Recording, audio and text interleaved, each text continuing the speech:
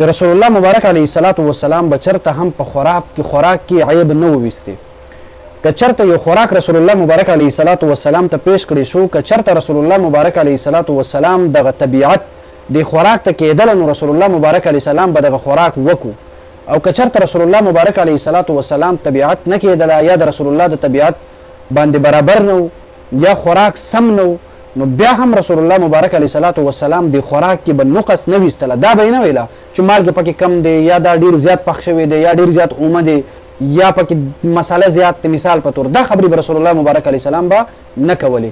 یعنی بس که طبیعت باندې برابر و هغه خوراک به یې وکړله، که په طبیعت باندې برابر نه و هغه خوراک به یې پرېښوستله.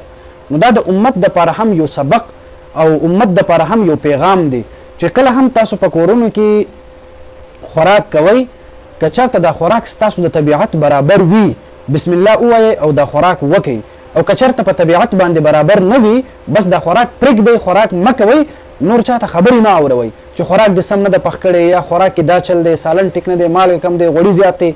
دا خبرې کول دا په دیني اسلام کې ناجایز او غیر مناسب دی.